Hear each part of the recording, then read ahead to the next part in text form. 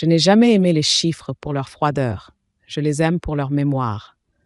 Dans notre maison du Luberon, on dit domaine, on dit bastide, comme si les mots pouvaient justifier les murs.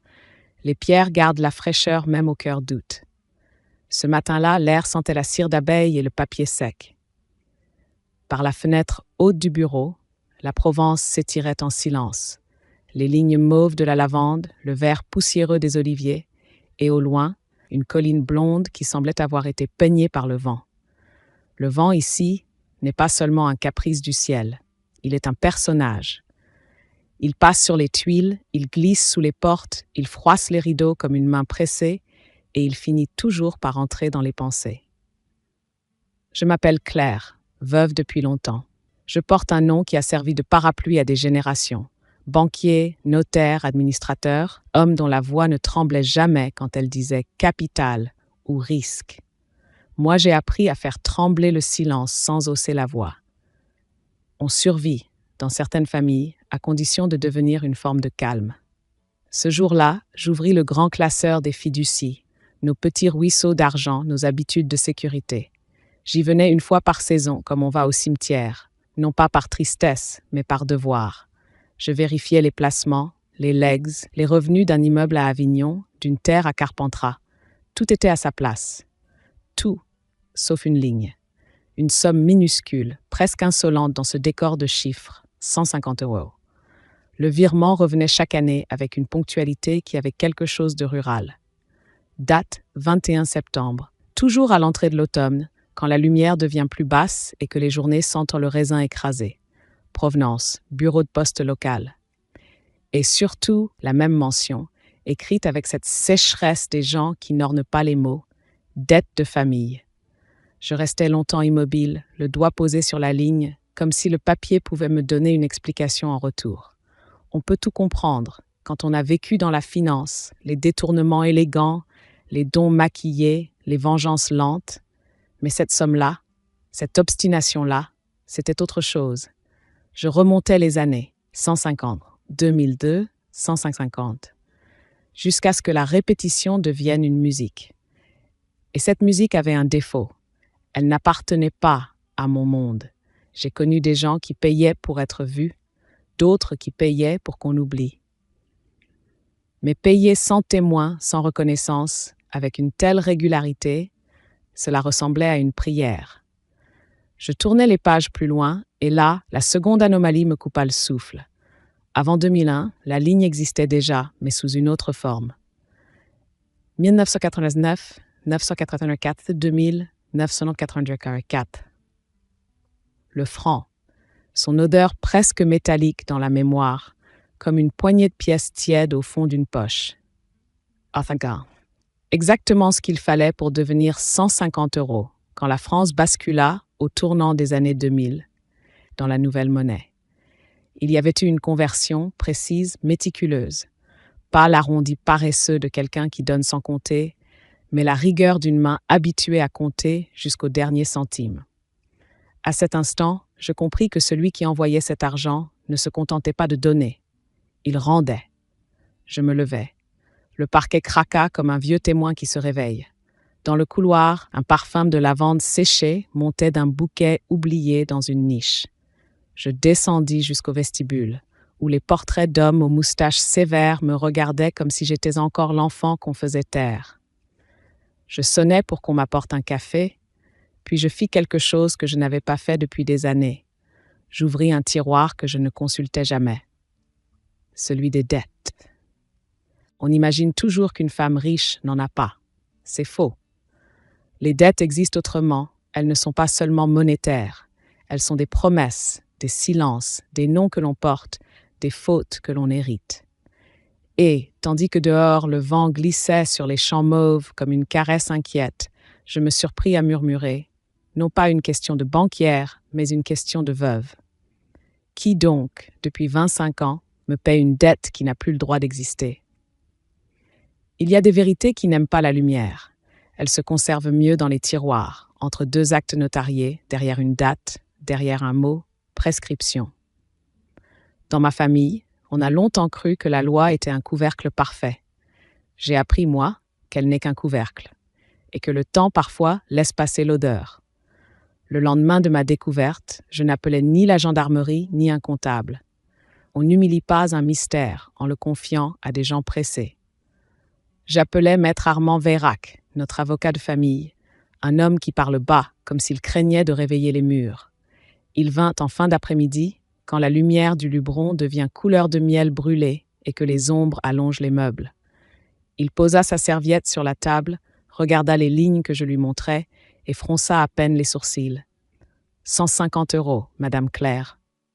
Ce n'est pas une fraude, c'est une fidélité. Je détestais ce mot sur ses lèvres. La fidélité chez nous servait souvent de paravent aux arrangements. Je veux savoir, dis-je simplement. Il eut un petit silence, puis ce ton professionnel qui permet d'annoncer l'inconfort sans perdre la dignité. Si c'est une dette ancienne, elle est peut-être prescrite, mais, même prescrite, elle peut relever de ce qu'on appelle une obligation naturelle. Le terme fit vibrer quelque chose en moi. Naturel. Comme une source, comme une pierre, comme le vent. Expliquez. Il prit le temps de choisir ses mots. Les juristes savent que les mots sont des clés. Trop brusques, elles cassent la serrure. Une dette peut ne plus être exigible en justice parce que le délai est passé. La loi dit « on ne peut plus contraindre ». Mais si quelqu'un la paie de lui-même, volontairement, par conscience, il ne peut pas venir ensuite réclamer ce qu'il a versé. La loi reconnaît alors une obligation qui n'est plus civile, mais morale, une obligation naturelle. Je regardais la feuille. Dette de famille. On avait donc, quelque part, transformé la loi en conscience. C'était à la fois magnifique et inquiétant. Qui, dans ce pays moderne, s'obstinait à honorer une dette que personne ne pouvait plus exiger? Maître Vérac demanda l'autorisation d'ouvrir les archives, celles qui dorment au dépôt, dans des cartons qui sentent la poussière et le tabac froid des années 50. Il me promit de rester discret. Je n'eus pas besoin de le lui demander. Chez nous, la discrétion était une seconde peau. Pendant une semaine, je vécus avec ce fil dans l'esprit. Je continuais les gestes de surface. Une lettre à signer, un dîner sans appétit, la visite d'une amie qui parlait de ses rhumatismes. Mais en dessous, je n'entendais plus que cette petite somme répétée comme un battement de cœur. 984 francs, puis 150 €. La conversion n'avait pas seulement changé une monnaie, elle avait changé une époque. Et quelqu'un avait traversé ce passage en gardant la même droiture. Le 8e jour, Vérac revint. Il avait le visage légèrement plus pâle, comme un homme qui vient de toucher un objet chargé. « J'ai trouvé, madame. » Il sortit une enveloppe Kraft. À l'intérieur, une feuille pliée en deux, jaunie, fragile, avec une écriture serrée appliquée. L'écriture de quelqu'un qui ne voulait pas laisser de place au doute. En haut, une date, 1956. Je sentis une pointe dans la poitrine. 1956. L'après-guerre avait encore des dents. Les villages n'avaient pas fini de compter leurs absents. Le texte était simple, une reconnaissance de dette. Un homme, le nom m'était inconnu à cet instant, mais il résonnait déjà comme un caillou. Émile Roux attestait avoir reçu une somme de la part de mon beau-père pour soins médicaux et pour maintien d'une parcelle de terre en culture. Il promettait de rembourser selon ses moyens, sans arrogance, sans théâtre. Au bas, une signature, et à côté, celle d'un témoin. Vérac prit une inspiration. J'ai vérifié. Juridiquement, c'est prescrit depuis longtemps, mais quelqu'un a repris ce remboursement à partir de 1989, et la mention dette de famille indique une transmission, comme si le fils ou le petit-fils avait hérité non pas d'un bien, mais d'un devoir. Je ne dis rien. Les mots « hériter d'un devoir » me donnèrent le vertige. Dans mon monde, on héritait de titres, de propriétés, de silence, pas d'une dette. Je relevai la tête. « Qui est ce Roux ?» Vérac hésita une seconde, puis répondit « Le nom apparaît encore dans les registres communaux. Il y a un Roux qui travaille pour vous. Le jardinier, Jean Roux. » Le vent fit claquer doucement un volet, comme si la maison elle-même venait d'acquiescer. Je me levai, lentement, et je sentis, pour la première fois depuis très longtemps, une émotion que l'argent ne sait pas acheter, la honte de ne pas avoir vue. Jean. Mon jardinier. L'homme aux mains fendillées, à la nuque brûlée par le soleil, qui parlait peu et baissait rarement les yeux. Celui qui chaque matin redressait les rosiers comme on redresse une famille. Je compris alors que l'anomalie n'était pas dans mon livre de comptes. Elle était dans ma vie. Un homme, là sous mes fenêtres, portait depuis des années une dette que la loi avait oubliée et que son honneur refusait d'oublier. Le lendemain, je sortis plus tôt que d'habitude, pas avec la démarche d'une propriétaire qui inspecte, mais avec la prudence d'une femme qui a peur de déranger quelque chose de sacré. La Provence avait ce bleu net des matins d'arrière-saison. Les champs de lavande, déjà coupés, gardaient une odeur fantôme, un parfum sec, presque médicinal, qui collait à la gorge. Le gravier crissait sous mes pas. Au bout de l'allée de cyprès, Jean travaillait près des rosiers anciens, ceux qui bordent la terrasse et qui, chaque printemps, font semblant d'ignorer notre âge. Il était accroupi. Son dos faisait une ligne humble, solide. Il tenait un sécateur comme on tient une promesse, fermement, sans brutalité. Ses mains, je les avais vues 100 fois, sans vraiment les voir. Ce matin-là, elles me frappèrent. La peau était craquelée, le bout des doigts sombres de terre incrustés, des ongles courts, mangés par le travail. Rien de misérable pourtant. Au contraire, une propreté têtue, une dignité dans la manière même de se salir. Je m'arrêtai à quelques mètres. Le vent soulevait un coin de sa veste. Il ne se retourna pas tout de suite, comme s'il sentait ma présence avant de la reconnaître. « Bonjour, madame », dit-il enfin. Il parlait avec cet accent léger du pays, un accent qui ne cherche pas à séduire. Je répondis, puis je fis ce que je n'avais jamais fait. Je restai là, inutile à regarder. Jean dégagea une motte de terre autour d'un rosier et, avec une précaution inattendue, sortit une petite boîte métallique cabossée qu'il avait enterrée au pied du tronc. Le geste n'avait rien d'un voleur. Il avait la gravité d'un homme qui reprend un objet de prière. Je n'aurais pas dû voir cela. Mais le vent, ce jour-là, semblait vouloir me livrer toutes les choses cachées. Jean ouvrit la boîte. À l'intérieur, des papiers pliés, maintenus par une ficelle. Des reçus, des bordereaux de poste, des duplicata jaunis. Je distinguais, sans pouvoir lire, des dates, des tampons, des montants. Il m'aperçut enfin. Un instant, son visage se figea. Pas de peur, plutôt une gêne profonde, celle de l'homme qu'on surprend dans son intimité. « Excusez-moi, madame. Je rangeais. Je m'approchais, doucement. Mon cœur battait avec un ridicule de jeune fille. « Vous rangez sous les rosiers ?» Il referma la boîte sans brusquerie. « C'est sec ici. Ça ne moisit pas. » Je sentis que chaque mot était un mur. Je ne le franchirais pas avec des questions de propriétaire. Alors je pris une autre voix. Je parlais comme une veuve qui a connu l'humiliation de dépendre. « Jean, vous savez, j'ai trouvé une ligne étrange dans mes comptes. » Son visage ne changea presque pas. Mais ses yeux, eux, se durcirent. Non pas contre moi, contre lui-même. « C'est normal, madame. Normal. » Voilà donc le mot. Comme si dans son monde, payer une dette prescrite était aussi normal que tailler une rose. Je respirais. « Et votre fils, Marc ?» À ce nom, quelque chose se déplaça en lui. La dureté se fendit, laissant passer une fatigue. « Marc veut partir, dit-il. Il a été accepté quelque part, à Lyon, puis peut-être Paris. Il a des idées dans la tête, des jardins qu'il dessine comme des cathédrales. Mais il dit qu'il doit d'abord travailler, pour m'aider. Il posa la boîte contre sa poitrine comme un enfant. Parce que moi, je dois finir ce qui a été commencé avant moi. Je compris alors, avec une clarté douloureuse, la dette n'était pas seulement un versement. C'était une chaîne volontaire, un héritage de honte transformé en fierté. Le vent passa entre nous, chargé de lavande sèche et de terre chaude. Et sous ce rosier, au milieu de la beauté tranquille du jardin, je sentis naître une décision qui allait changer nos 3 vies. Pas une décision d'argent, une décision de respect. Je suis rentré au château comme on rentre dans une église après avoir entendu dehors une voix plus vraie que les prières. Dans le bureau, les chiffres m'attendaient, alignés, dociles. Pourtant, pour la première fois, ils me paraissaient indécents. 150 €, une somme ridicule pour moi, un effort réel pour Jean, et entre nous, une frontière que je ne pouvais pas franchir sans l'abîmer. Car je compris une chose essentielle. Si je disais à Jean « Stop, c'est assez, la dette est prescrite », je le tuerais d'une mort invisible. Je lui volerais ce qu'il avait construit avec une obstination presque sacrée. Sa liberté intérieure. La loi aurait été de mon côté. Maître Vérac me l'avait expliqué avec ses mots prudents. La dette n'était plus exigible. Elle vivait dans cette zone étrange qu'on appelle obligation naturelle. Ce lieu où l'on ne paie pas parce qu'on y est contraint, mais parce qu'on ne supporte pas de ne pas payer. un honneur devenu contrat avec soi-même. Alors, je cherchais une solution qui ne ressemblerait ni à un cadeau, ni à une aumône. Le soir, je descendis jusqu'à la bibliothèque où mon mari conservait ses dossiers comme on conserve des armes. Je feuilletais des cartons, des correspondances, des programmes de mécénat.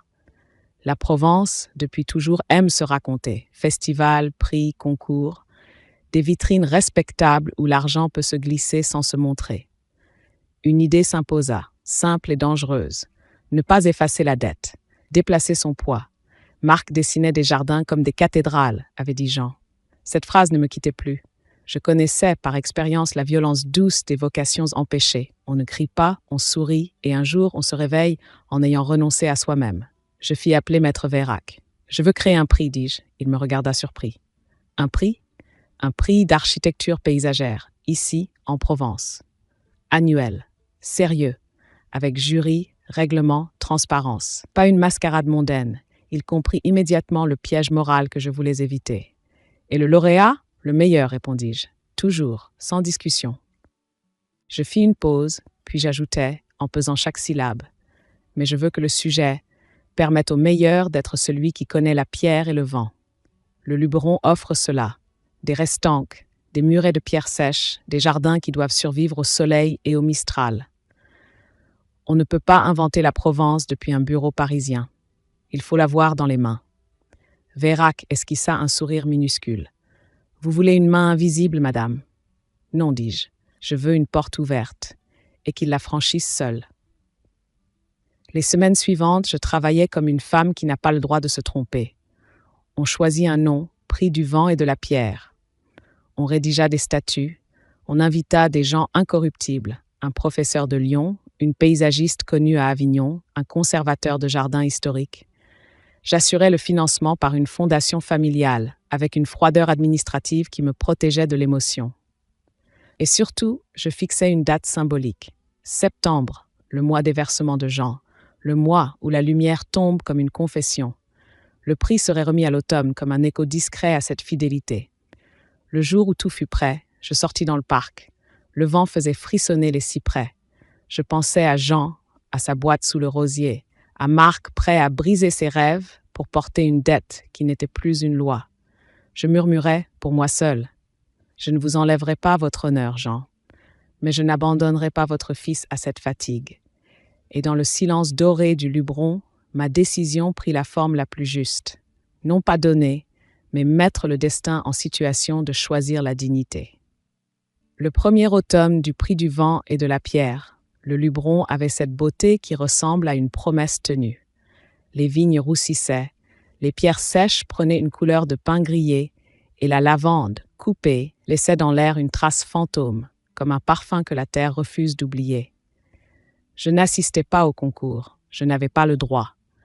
Ma présence aurait été une ombre trop lourde sur l'épaule des jurés. Je me contentais de lire à distance les dossiers anonymisés. Parmi eux, il y en eut un qui me fit l'effet d'une main posée sur le cœur. Un projet d'aménagement où la pierre ne dominait pas la plante, où le vent n'était pas un ennemi à combattre, mais un partenaire à guider. Le plan avait quelque chose de tendre et de ferme à la fois, comme une manière d'aimer sans posséder. Le nom fut révélé après délibération, sans surprise pour moi, mais avec une sorte de douceur amère, Marc Roux. Quand Jean m'apporta le courrier ce jour-là, je vis la lettre dépassée de sa poche, la marque d'un en-tête officiel. Il ne souriait pas.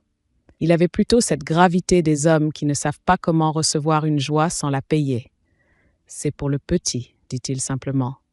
Il ne dit pas mon fils. Il dit le petit, comme si la tendresse devait rester cachée derrière un mot modeste. Marc partit à Lyon, puis à Paris. Les années s'enchaînèrent avec cette vitesse que seules les villes savent donner au temps. Je suivais son nom de loin, dans des publications spécialisées, des concours régionaux, puis nationaux. À chaque étape, je veillais, non pas en poussant, mais en retirant les obstacles, comme on nettoie un chemin sans que le marcheur s'en aperçoive. Je mis en place ce que mon mari appelait autrefois avec cynisme des circuits propres. Des commandes passaient par des intermédiaires, des sociétés écrans parfaitement légales, des appels d'offres où Marc entrait parce qu'il le méritait et où il gagnait parce qu'il était bon. Moi, je me contentais de faire en sorte que la porte ne se referme pas sur lui trop tôt. Je continuais, en parallèle, à recevoir la dette de famille, 150 €, toujours en septembre, toujours du même bureau de poste. Je faisais semblant de n'y attacher aucune importance. Je notais pourtant tout dans un carnet, avec une précision presque ridicule. La date, le montant, parfois même la petite variation des frais. L'ancien monde et le nouveau se superposaient. Jadis 984 francs, désormais 150 €. Et dans les deux monnaies, la même obstination. Maître Vérac, un jour, osa une remarque. « Vous savez, madame, si Jean venait à découvrir, je l'arrêtais d'un geste. Il ne découvrira pas. Pas comme ça. Jean paie par obligation naturelle. Je ne transformerai pas cela en humiliation. » Je jouais donc la froideur. Quand Jean venait, je gardais le ton neutre. Quand Marc, des années plus tard, se présenta pour un premier projet au domaine, un escalier de pierre qui épousait la pente, une pergola qui laissait passer la lumière comme un tamis. Je le reçus comme une cliente exigeante, presque distante. Il me regarda comme on regarde une femme riche, avec politesse, une pointe de méfiance et cette idée tenace que l'argent ne sait pas aimer. Il ne savait pas que derrière mes phrases sèches, je retenais un tremblement, parce qu'à chaque pierre qu'il posait, Marc bâtissait sa vie, et sans le savoir, il rendait la mienne respirable. Le drame entra dans notre histoire par la voie la plus moderne. Un dossier cartonné, épais, estampillé d'un logo brillant et des mots qui sentent le parfum des grandes villes. Valorisation, attractivité, expérience premium. Un groupe immobilier voulait acheter les terres de Jean, les champs de lavande, les restanques, le vieux cabanon, tout.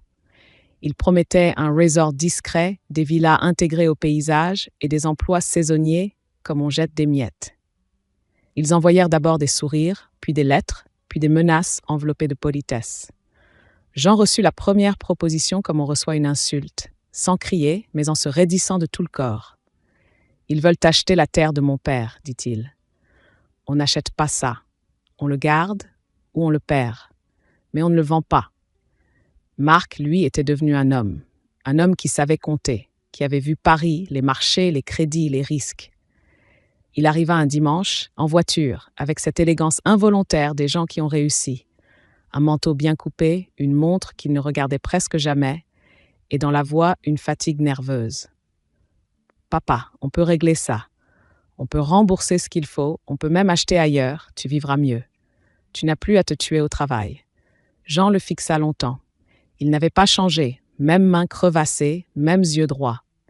Mais il y avait dans son visage une dureté nouvelle, forgée par la peur de céder. « Tu parles comme eux, dit-il. » Marc eut un sursaut. « Je parle comme quelqu'un qui veut te protéger. » « Non, tu parles comme quelqu'un qui veut acheter la paix. » Et Jean posa la phrase qui me glaça, parce qu'elle était plus qu'une dispute. C'était une frontière entre deux époques. « Tant que je dois cette dette, je reste debout. » Marc blêmit. « Cette dette n'existe plus, papa. C'est une histoire d'avant. La loi... » Jean le coupa, net, comme on coupe une branche malade. « La loi peut-être. Mais moi, je dois à l'intérieur, et ça, personne ne me le retire. » Je restais à distance derrière une fenêtre du salon, en entendant les mots se heurter dans la cour. Je ne devais pas intervenir. Pas encore. Mais chaque phrase me revenait comme un écho de mon propre monde. La loi d'un côté, la conscience de l'autre. Obligation naturelle, oui, mais quand elle devient un étau, quand elle empêche un fils d'être libre et un père de vieillir, alors elle cesse d'être noble, elle devient une chaîne. Elle, les promoteurs, eux, appuyèrent là où ça fait mal. Ils évoquèrent des servitudes, des accès, des limites cadastrales, des paperasses qui font plier les gens simples. Marc proposa d'engager des avocats, de sécuriser le foncier. Jean refusa. Il refusa si violemment que Marc, un soir, claqua la portière et partit sans se retourner. Cette nuit-là, le vent se leva, plus froid, plus sec, les cyprès gémissaient comme des cordes. Je pensais à Jean, seul dans sa petite maison, gardant sa dignité comme on garde une flamme. Je pensais à Marc, pris entre l'amour et la honte, entre le présent et une promesse faite avant sa naissance. Et je compris que le conflit n'était pas seulement une terre à vendre.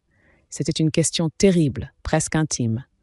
Peut-on sauver quelqu'un sans lui enlever ce qui le fait tenir debout?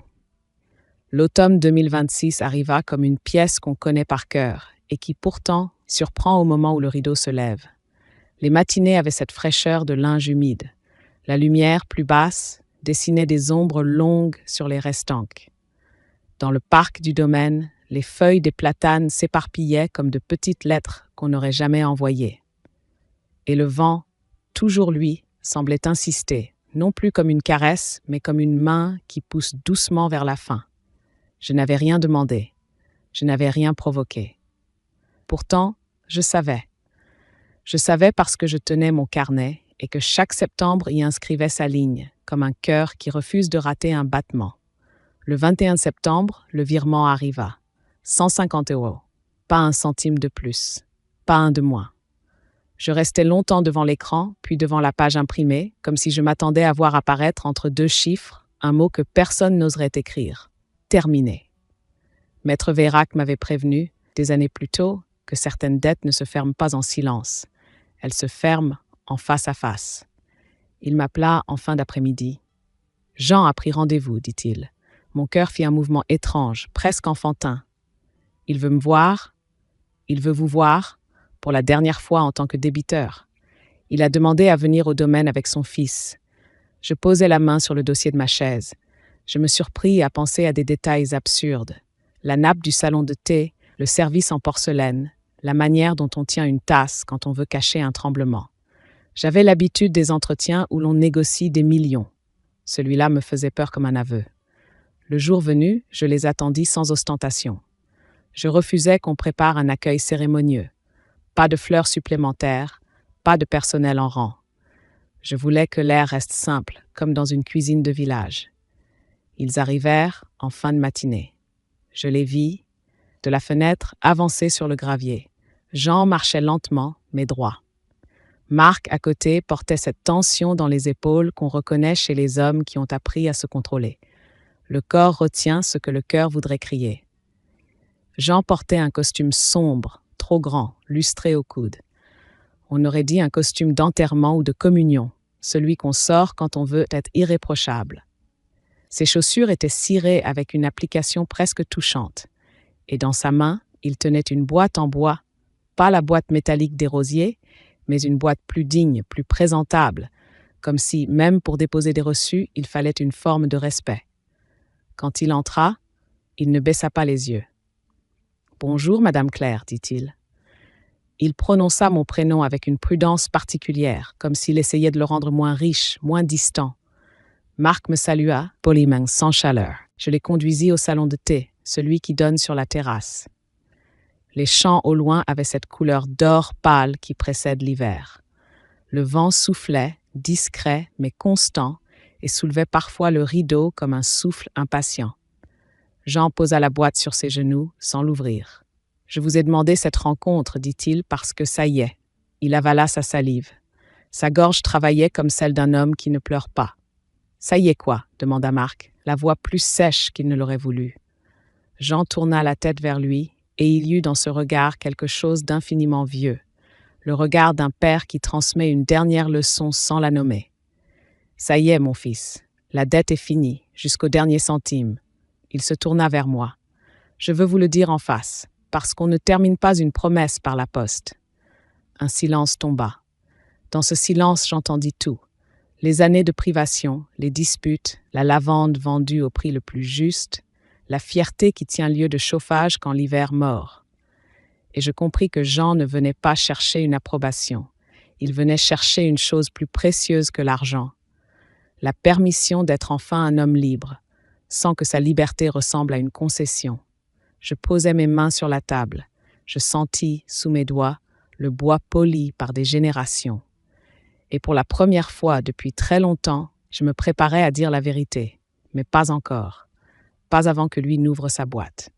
Jean posa la boîte sur la table, au milieu de la porcelaine fine et des reflets dorés. Le contraste était presque cruel. D'un côté, mon monde de nappes repassées et de gestes lents. De l'autre, un petit coffret qui semblait porter, à lui seul, le poids d'un demi-siècle de dignité. Il l'ouvrit. Il ne le fit pas comme on exhibe une preuve. Il le fit comme on ouvre un missel. À l'intérieur, il y avait des reçus de poste, rangés par année, tenus par des rubans ternis. Les plus anciens étaient en francs, avec cette typographie d'un autre temps, 984 Puis venaient ceux en euros, 150 €. Les tampons bleus, parfois un peu baveux, donnaient à tout cela une étrange noblesse. La noblesse administrative des gens simples, ceux qui savent que le papier est la seule mémoire qu'on ne peut pas contredire. Je les ai gardés, dit Jean. Tous. Marc pencha la tête, incrédule. Pourquoi tu gardais ça? On aurait dit un trésor. Jean eut un sourire presque imperceptible, parce que c'était mon seul moyen de ne pas me raconter d'histoire. Quand on est pauvre, on peut se mentir pour survivre. Moi, je ne voulais pas survivre. Je voulais être droit. Il prit un reçu, le plus récent, et le posa devant moi. Voilà, terminé. Le mot tomba comme une pierre dans l'eau. Il n'y eut pas d'éclaboussure. Juste un cercle de silence qui s'élargit. Je regardais le papier, une somme dérisoire, à l'échelle de mes comptes. Et pourtant, j'avais l'impression de tenir un fragment d'âme. Maître Vérac, assis un peu en retrait, car Jean avait voulu un témoin, se racla discrètement la gorge. Juridiquement, monsieur Roux, cette dette était prescrite depuis des décennies, dit-il avec une prudence professionnelle. Personne ne pouvait vous contraindre. Jean hocha la tête. Je sais. Marc se redressa, brusquement, comme si enfin il tenait l'arme qu'il cherchait depuis des années. Tu vois, s'exclama-t-il. Tu vois, papa? La loi disait que tu n'avais pas à payer. On a vécu serré, on s'est privé. Tu m'as empêché de... Il s'arrêta, étranglé par sa propre colère. Jean ne le regarda pas tout de suite. Il fixa plutôt la fenêtre, les arbres qui bougeaient sous le vent. La loi m'a laissé tranquille, dit-il. Mais moi, je ne pouvais pas me laisser tranquille. Il se tourna vers Marc, enfin. C'était une obligation naturelle, comme dit monsieur l'avocat. Personne ne m'y obligeait. C'est pour ça que ça comptait. Marc serra les poings. Puis il se tourna vers moi et sa voix changea. Elle se fit plus froide, presque accusatrice. Et vous, madame, vous avez accepté tout ça. Pendant 25 ans, vous avez laissé mon père se tuer à payer une dette morte. Je sentis la morsure de ses mots. Elle était juste, d'une certaine manière. Et c'était précisément pour cela que je ne devais pas répondre par un discours. Je me levai. Je traversai la pièce jusqu'à une commode ancienne. J'ouvris un tiroir. Mes mains ne tremblaient pas, mais mon ventre, lui, était en désordre. Je revins avec un dossier épais, relié de cuir. Je le posai devant Marc, doucement, comme on pose un objet fragile. « Ouvrez », dis-je. Il hésita, puis l'ouvrit. Il vit d'abord des plans, des contrats, des lettres de recommandation, des appels d'offres. Puis il vit des noms de sociétés qu'il connaissait trop bien. Ses clients, ses partenaires, ses chantiers fondateurs. Au fil des pages, sa respiration se coupa. « Qu'est-ce que c'est » murmura-t-il. Je m'assis. Je regardais Jean. « C'est mon autre façon de payer » dis-je enfin. « Pas une dette, une gratitude. » Marc releva la tête, les yeux brillants d'une colère qui se transformait en vertige. « Vous étiez derrière ?» Je ne répondis pas tout de suite. Parce que les révélations, dans la vraie vie, ne doivent pas écraser. Elles doivent tenir debout. Alors je dis la phrase qui pouvait tout briser ou tout sauver. « Jean, je n'ai jamais encaissé votre argent comme un dû. Je l'ai reçu comme une leçon. Et pendant que vous rendiez ce que la loi avait oublié, moi, j'ai essayé d'empêcher que votre fils oublie qui il était. » Le vent fit vibrer les vitres. Dans le silence qui suivit, Marc comprit, et je le vis à son visage, que sa réussite avait une ombre tendre, une ombre fidèle. Et Jean, lui, ne baissa toujours pas les yeux, pas même devant la vérité. Il y a des moments où l'on entend son propre sang comme si le corps voulait participer à la conversation. Marc tourna les pages du dossier avec une lenteur mécanique. À chaque feuillet, son visage changeait. D'abord l'incrédulité, puis une forme de honte, puis cette douleur nue qu'on voit chez les hommes quand ils comprennent qu'ils ont jugé trop vite. Il reconnaissait les dates de ses premiers contrats, les noms de ses clients exigeants qu'il avait lancés, les concours où il avait cru gagner par miracle, et il voyait dans la marge des annotations de Maître Vérac, des échanges, des signatures, tout un réseau d'attention construit sans qu'il en sente le poids. « Ce n'est pas possible », souffla-t-il. « J'ai travaillé, je me suis battu. » Sa voix trembla sur le mot « battu », comme si la fierté cherchait encore à se défendre. Je penchai légèrement la tête. « Je n'ai jamais nié votre travail, Marc. Un coup de pouce ne fait pas un homme. Il ouvre juste une porte. Et c'est vous qui avez traversé. » Jean, lui, n'avait pas touché au dossier. Il regardait la boîte de reçus posée entre nous comme s'il contemplait un animal qu'il ne reconnaissait plus. J'eus peur, une seconde, qu'il se sente trahi, non pas par moi, mais par le sens même de ce qu'il avait fait. Les hommes comme Jean vivent de cohérence. Si on leur retire une pierre, toute la maison intérieure peut s'effondrer. Marc releva les yeux, soudain, et sa colère revint, mais désorientée. « Vous avez fait ça, et vous avez continué à prendre ces 150 €? » La question claqua. Elle n'était pas insolente, elle était douloureuse. Jean serra les mâchoires. Je vis son orgueil se raidir, prêt à se défendre. Je respirais profondément. C'était l'instant où une phrase mal posée pouvait ruiner 25 ans de délicatesse. Parce que si je les avais refusés, dis-je, je l'aurais humilié. Marc resta figé. Humilié? Je me tournai vers Jean. Je parlais directement à lui, pas au fils. Comme on s'adresse à la source, pas au ruisseau. Jean, ces versements n'étaient pas une monnaie. C'était votre façon de rester debout, de dire « je ne dois rien à personne ». Si je vous avais dit « gardez votre argent », vous auriez entendu « vous êtes petit, je suis grande ». Et je ne voulais pas cela.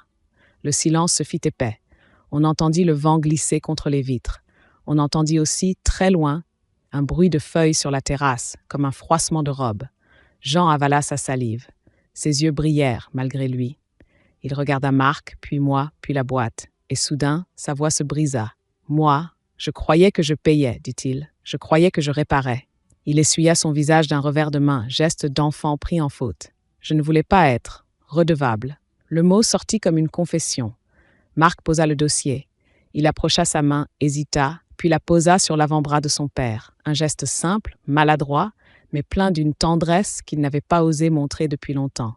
« Papa, tu n'es redevable de rien. » Jean secoua la tête. « Si, je suis redevable à moi-même. » Je sentis mes propres yeux piqués. Alors je dis, d'une voix plus basse, la vérité qui me brûlait depuis des années. « Et moi, Jean, je suis redevable à vous. » Marc me regarda, sidéré. À lui, je pris le reçu le plus ancien, celui de 1999, en francs, et je le posai devant Marc. « Vous voyez ce chiffre ? 984 francs. Ce n'est pas la somme qui m'a touché, c'est le geste. Dans mon monde, on apprend à gagner, on apprend à protéger, mais on n'apprend pas à rendre quand personne ne peut nous y obliger. » Je me tournai vers Jean et ma voix trembla enfin, sans que je la retienne. « Vous m'avez appris quelque chose que ni mon mari, ni mon nom, ni mes comptes ne m'ont jamais appris. La valeur d'un homme ne se mesure pas à ce qu'il possède, mais à ce qu'il refuse de renier. » Jean me fixa, les yeux pleins d'eau, et il murmura presque avec colère. « Et vous, madame, vous avez respecté ça ?» Je hochai la tête. « Oui, parce que votre fierté n'était pas un défaut, c'était votre lignage. » Marc alors comprit complètement. Son visage se contracta, et comme un barrage qui cède, il laissa enfin tomber les larmes. « Toute ma vie, je vous ai cru, froide, dit-il, une créancière. » Je répondis doucement, sans triomphe. « Je n'ai jamais été votre créancière, Marc. J'ai été votre garde-vent. » Le vent, à cet instant, fit vibrer la maison entière.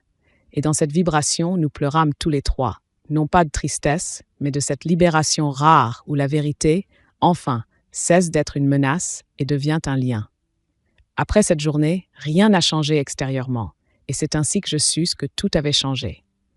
Le lendemain, le domaine était le même, les mêmes couloirs frais, les mêmes portraits d'hommes sérieux, les mêmes tasses alignées comme des soldats.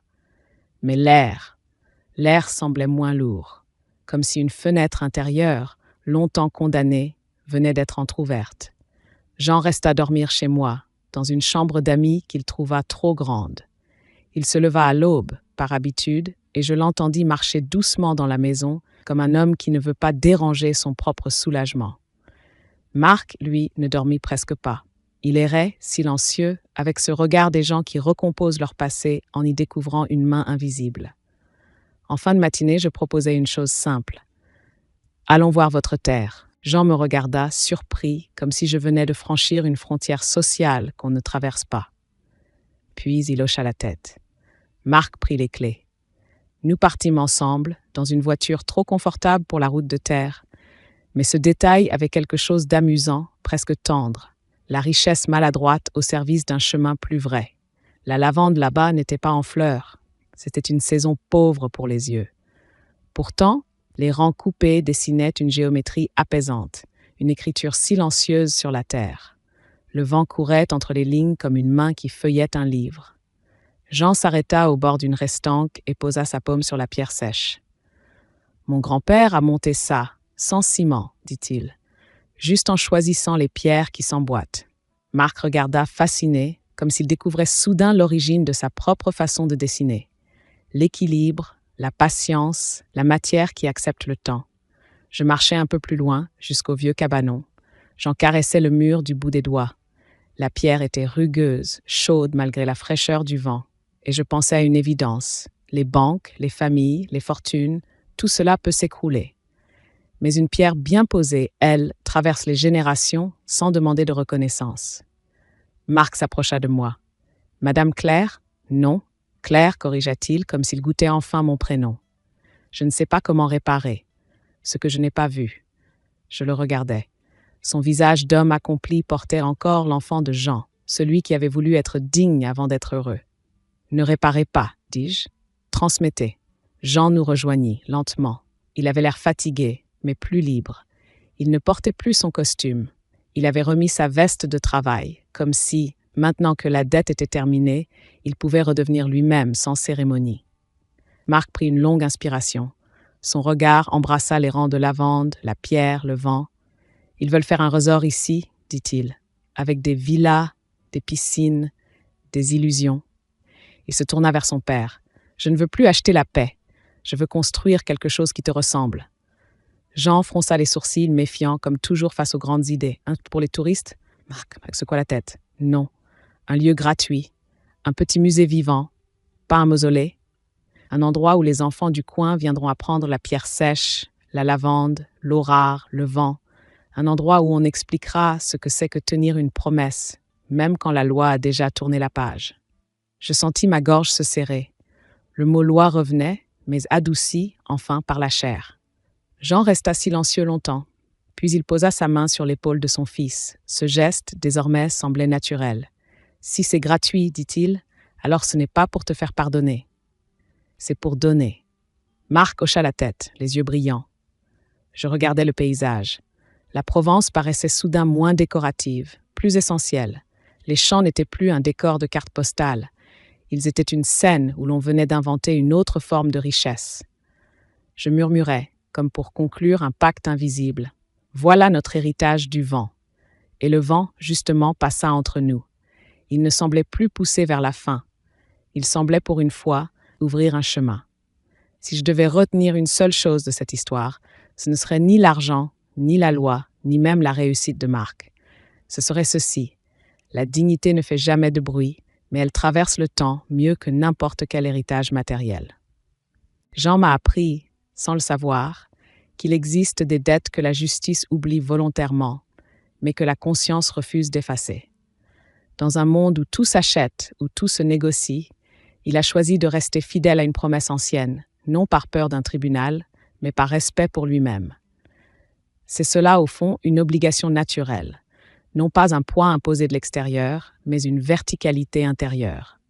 Et moi, qui croyais appartenir au camp des puissants, j'ai compris que la vraie richesse ne consiste pas à donner sans compter, mais à aider sans écraser, à soutenir sans humilier, à reconnaître l'autre dans ce qu'il a de plus fragile et de plus fort à la fois. On peut posséder des terres, des comptes, des relations et rester pauvre en humanité. À l'inverse, on peut vivre simplement et transmettre une leçon qui vaut toutes les fortunes. Marc, enfin, nous rappelle que réussir n'est jamais un acte solitaire. Derrière chaque trajectoire, il y a des mains invisibles, des silences protecteurs, des sacrifices qu'on n'a pas vus ou pas voulu voir. Grandir, parfois, c'est accepter que notre réussite soit aussi un héritage moral et décider ce que nous en ferons. Alors, je vous pose ces questions, à vous qui écoutez cette histoire. Avez-vous, dans votre vie, une promesse que personne ne vous oblige plus à tenir, mais que vous continuez malgré tout à honorer? Avez-vous déjà confondu fierté et entêtement, ou au contraire renoncé trop vite à ce qui faisait votre droiture? Savez-vous vraiment à qui vous devez d'être devenu ce que vous êtes aujourd'hui? Et surtout, quel héritage invisible laissez-vous derrière vous? Si cette histoire a réveillé quelque chose en vous, un souvenir, un regret, une gratitude restée muette, je vous invite à le partager. Racontez-nous votre propre histoire, celle d'une dette morale, d'un geste silencieux, d'un sacrifice discret ou d'une aide reçue trop tardivement comprise.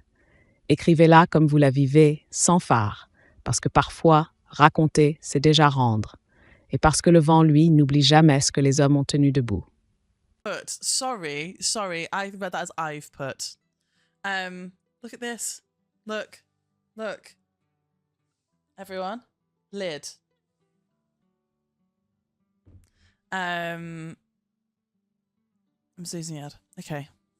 You saw Waitress at the weekend. Who's in Waitress at the moment? Was it good? It was great. You already answered. Very nice, Lid. Thank you. Lid. Nice, Lid. Nice. Stick a Timbit up your ass and you're gonna have a nice time. You're really quotable today, Kate, aren't you? Automod. I just had to automod that. That's the only issue with the ninja stuff, the caps pour off. Pour off? What do you come off? No, I lost the lid. Carrie, I hate Carrie Fletcher. I'm so sorry. I used to love Carrie. I fear I Jennifer Lawrence Carrie Hope Fletcher. Do you know what I mean?